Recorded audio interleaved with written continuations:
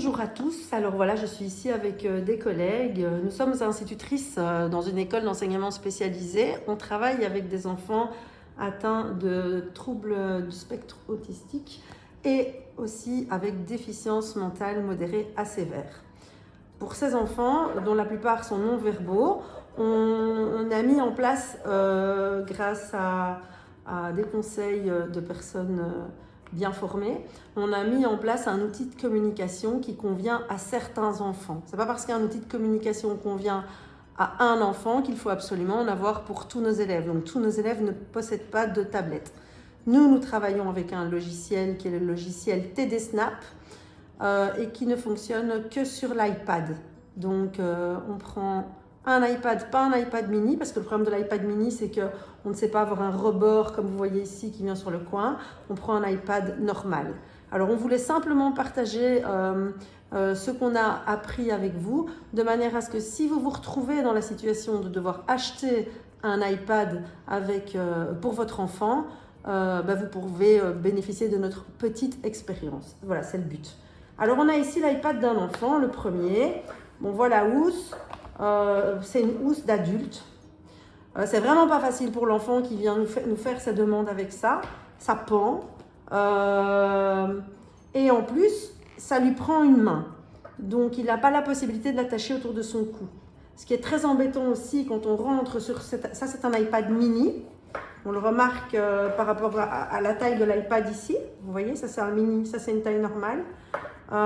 Parce que quand on rentre dans le programme de communication, il y a un bouton qu'il faut actionner ici pour effectuer des modifications. Donc, à chaque fois, on se retrouve contraint de bouger ça. Donc ça, je vous le déconseille absolument, et l'iPad mini, et je vous déconseille aussi l'achat d'une housse d'adulte. En plus, ça ne protège pas l'enfant.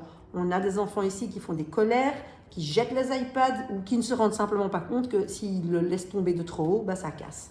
Ça, je déconseille. Voilà.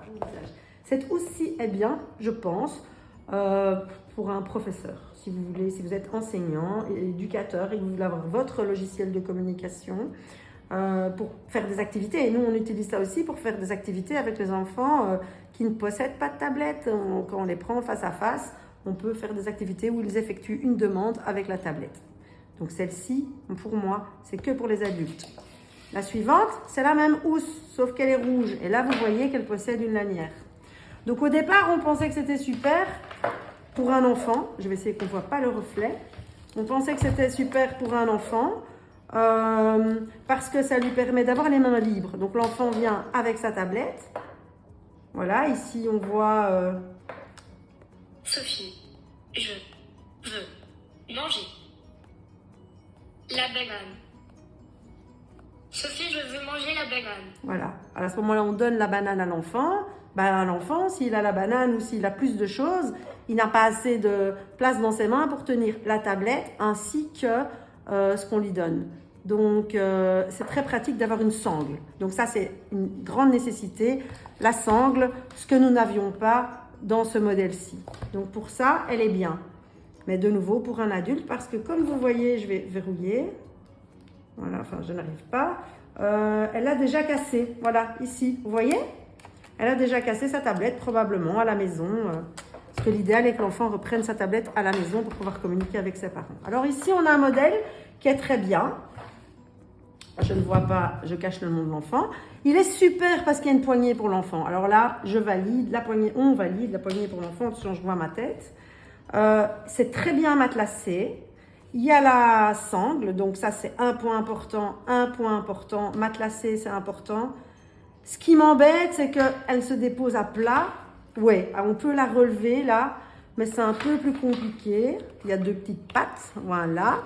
Et on peut la mettre comme ça. Bon, ouais, elle est bien. Ce qui me gêne, c'est qu'il n'y a pas la protection d'écran. On prend la suivante. Alors, la suivante que j'aime beaucoup parce que matelassé, poignée, on rabat, hyper facile. Le problème, il n'y a pas de trou.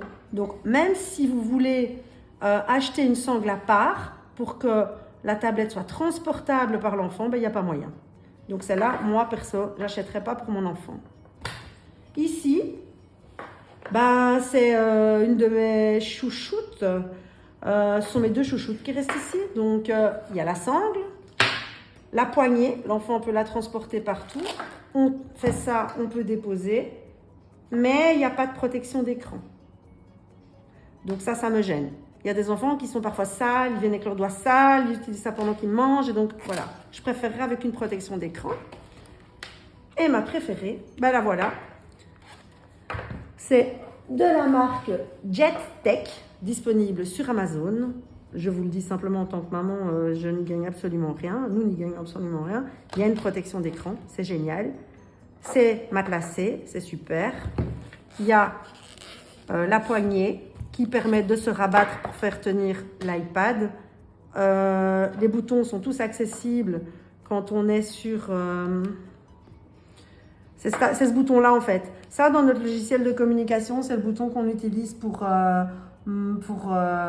effectuer des modifications dans le programme. Et ça, c'était pas du tout possible avec l'iPad mini. Donc l'iPad mini, on oublie. La seule chose qui manque à cet appareil JetTech, c'est la sangle. Donc moi, j'achète ça avec une sangle. C'est disponible en 6 couleurs pour le moment. Voilà, je vous conseille absolument cet achat-là. Je vous souhaite une bonne journée, beaucoup de courage avec vos enfants et bonne année.